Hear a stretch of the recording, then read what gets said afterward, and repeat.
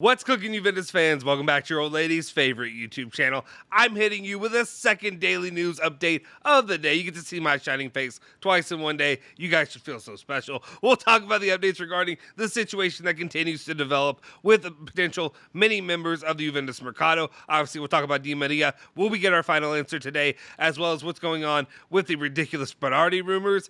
Zaniolo, is he still in the picture? Of course, we'll talk about all that.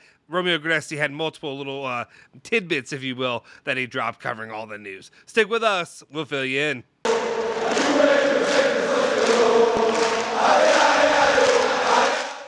Ciao ragazzi, welcome back to the Bianconeri Zone. My name is Justin Sofro. Today, it is of course again Wednesday, June 8th, 2022, and I got your latest rundown of all things Juventus, all the news you care about each and every day. Before we get into it though, make sure you smash that like button, hit that subscribe button, hit that bell icon to stay notified for all of our latest videos. Again, I'm harping on it. You got off easy earlier today. You got off easy, but I'm really harping on it, guys.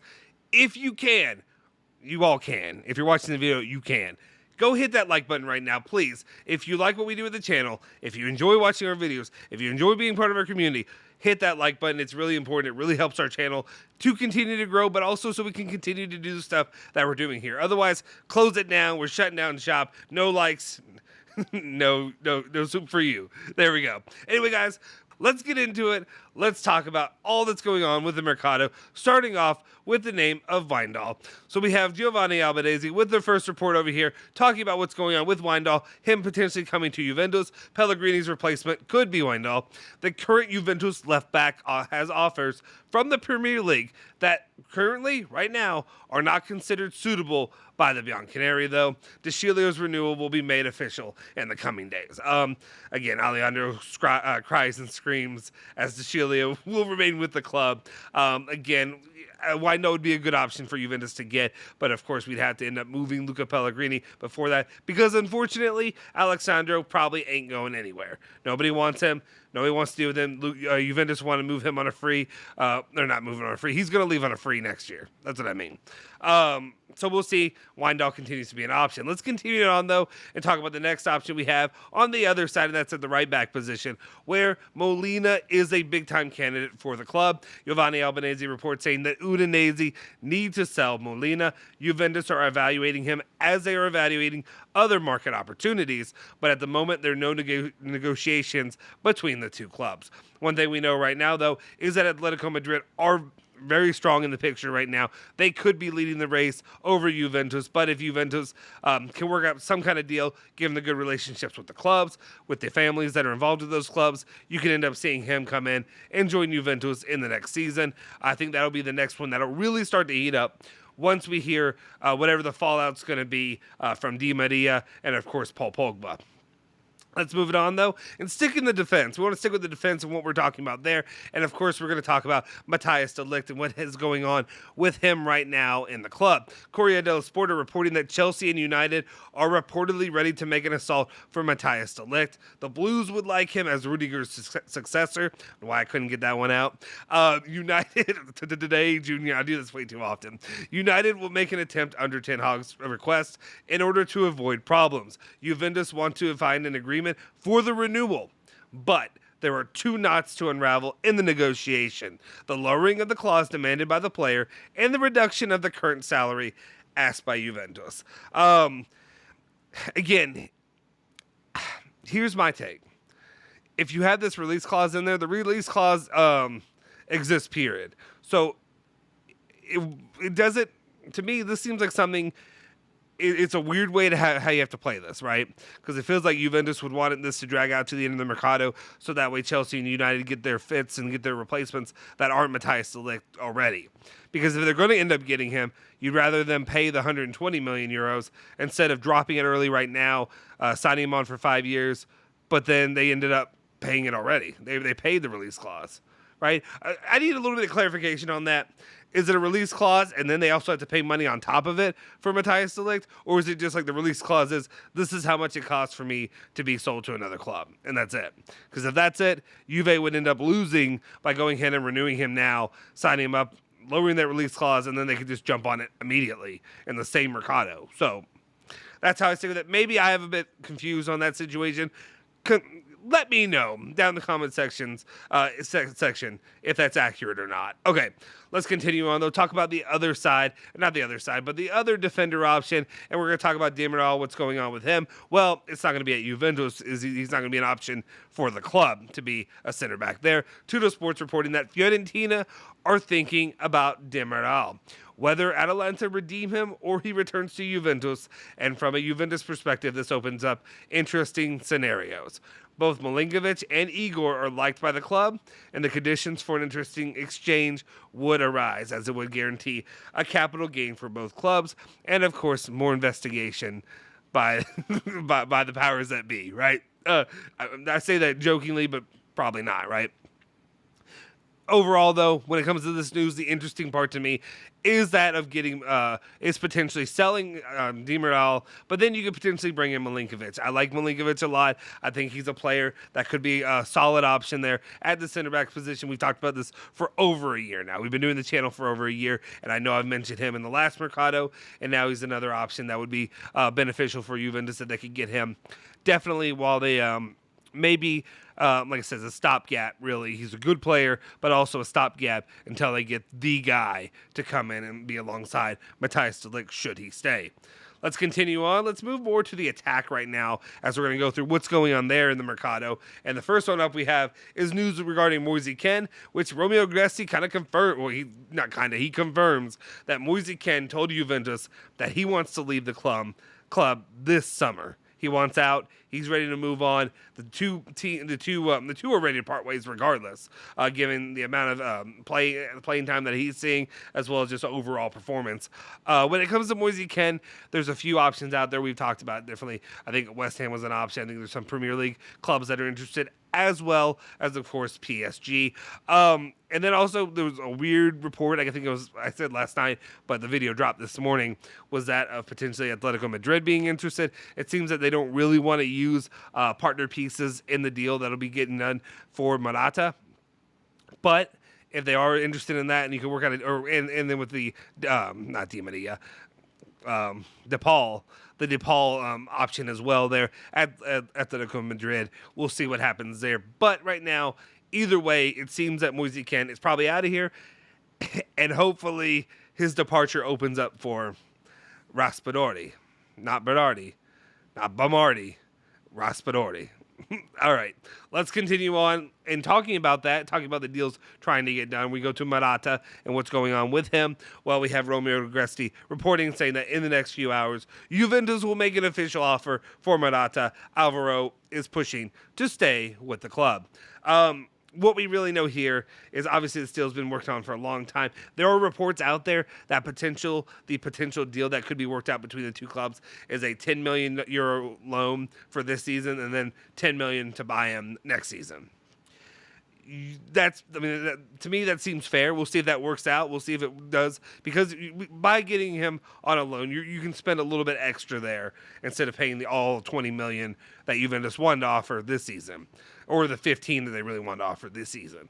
So it gives them a little bit of a cut, and they can push some of that financial burden off to next season. So if you get $10 million now, $10 million next season, you can be good to go and keep Alvaro Morata alongside Vlahovic and not have to worry about getting another replacement for that position and spending potentially a lot more money on it. So we'll see if they agree to it. We'll see, especially given right now that Atletico Madrid do not have a lot of options of any other suitors to want to bring in Morata to their club to be able to afford him right now.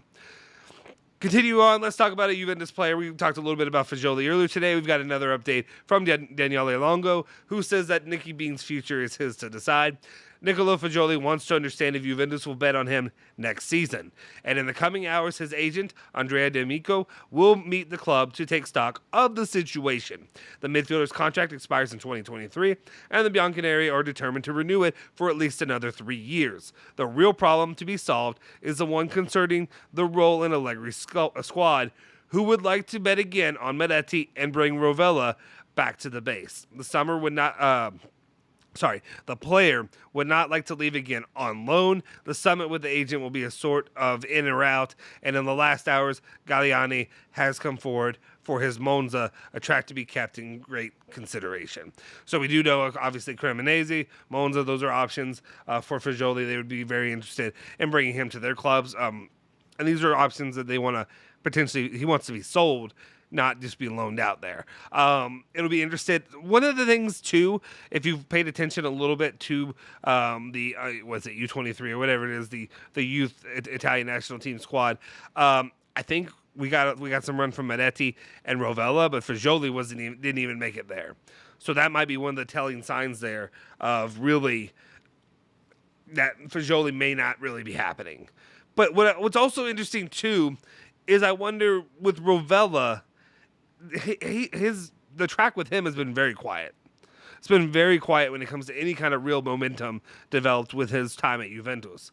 Could they be slow playing it? Could it be, smoke and mirrors right now, and that's what we're seeing, and we're forgetting about Rovella, and he'll end up getting used. The problem with also Rovella, though, is in this Mercado, especially depending on how the pieces fall, and to end up going to get other guys, i.e. Zaniolo or whoever. He's a really good bargaining tool because he has a lot of value out there in the Mercado, and a lot of other teams would value him to bring him in.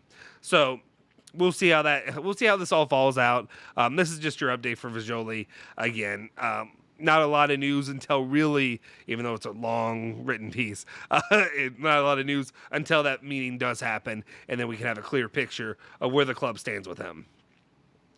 Now to the main meat and potatoes of today, what you're here for, the news that we're really about. Some of you may be agitated about talking about, but news that we have to get through is the situation that's continuing to unravel with Di Maria. And I use unravel, I don't mean just falling apart, but I mean unravel. There's pieces and limbs to this that we've got to work through. Well, right now it looks like the latest update from Romeo Agresti is that Juventus don't care what Barcelona are doing, but they care about Di Maria, and the fact is that he's not giving a final answer. And the way that he says that is it's basically saying Di Maria is kind of being unprofessional in this. I went on and I ranted and I screamed and I didn't really scream. It was pretty calm. But I ranted about Di Maria earlier this morning. I'm not going to do that here again. You can go watch this morning's video. I did enough ranting for today. But it's fairly unprofessional. Not giving your final. If you really want to go to Spain and that's what you want done, go ahead and make it clear. Juventus set the deadline. We should be hearing now. When they set a deadline, an ultimatum basically, be clear. Juventus, if you ask me, again, I ranted earlier, Juventus should have set that deadline a lot earlier. And they should have, had the pieces to get that figured out a lot earlier. But it is what it is. Let's continue on with that. The second part of this is Mundo Deportivo, who's reporting on the Barcelona side situation, saying that Barcelona appreciates Di Maria's willingness to join them, but they have no intention of putting him under contract. He's far too old for Xavi and Barca's management right now. So from that side, they're saying Barcelona's really not even an option. That really maybe what Di Maria is trying to utilize some fake news, if you will, Trump, some fake news media out there to try to get some kind of deal worked out with Juventus to give them a little bit more money.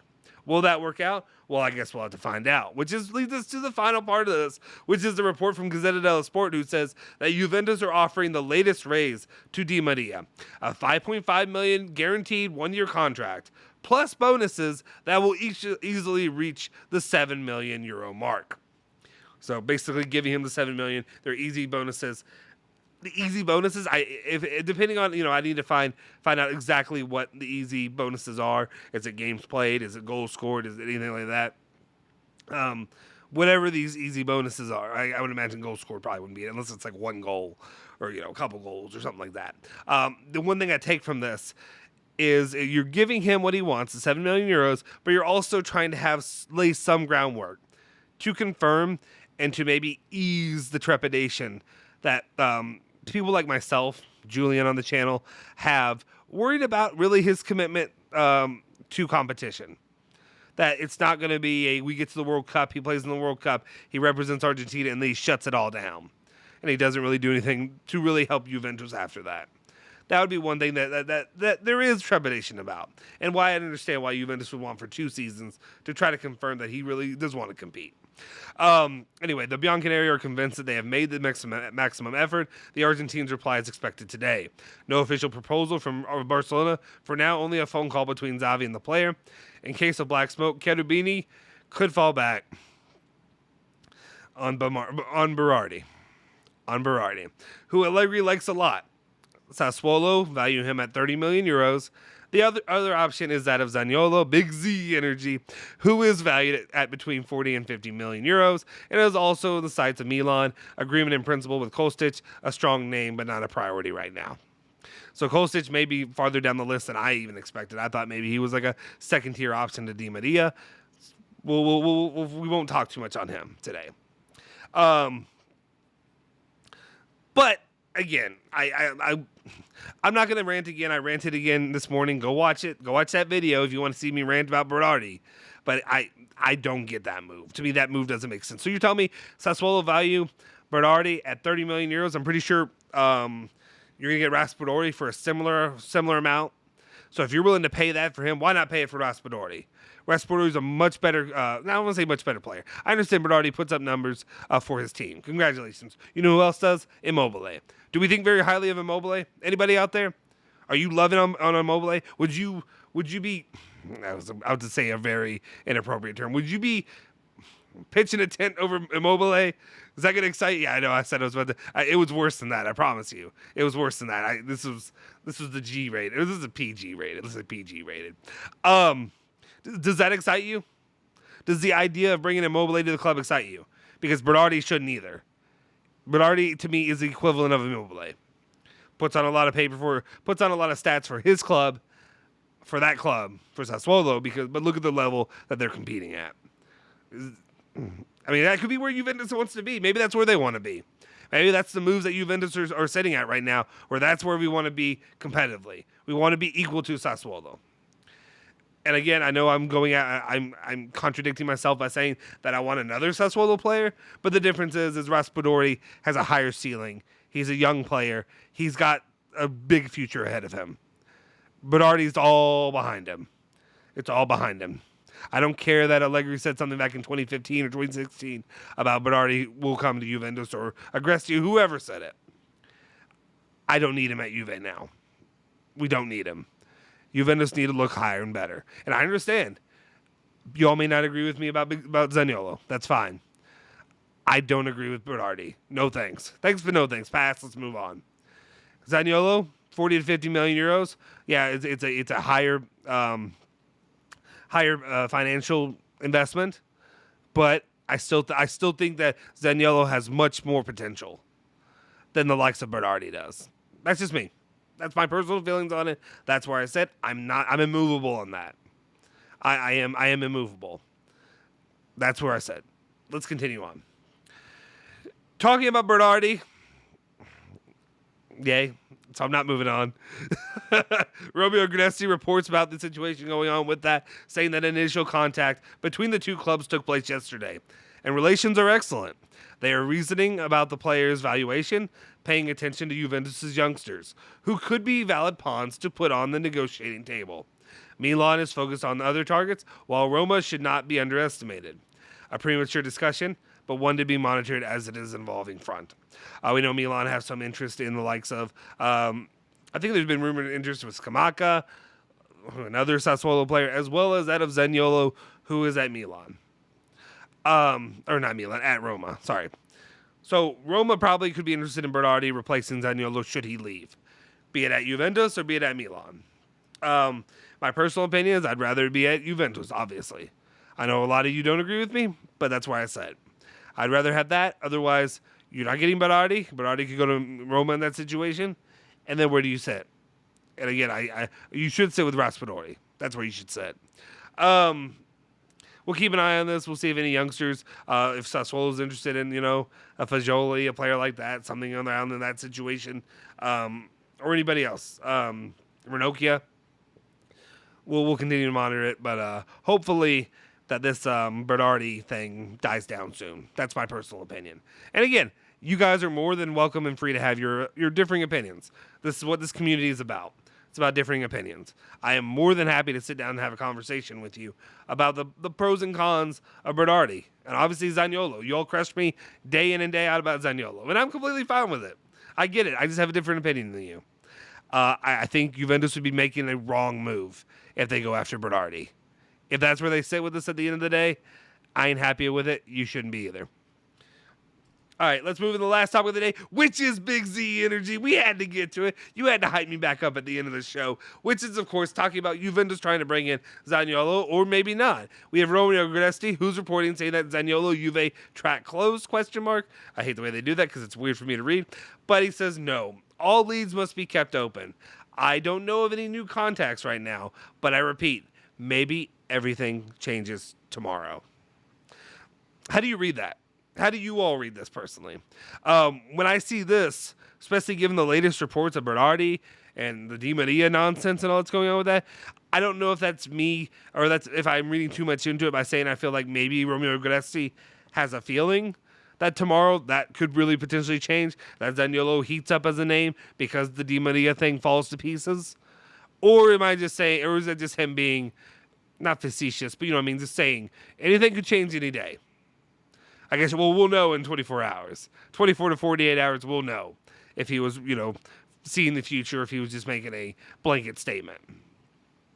But I think Zaniolo, Big Z energy, is definitely something to keep an eye on, given the current circumstances right now with the club.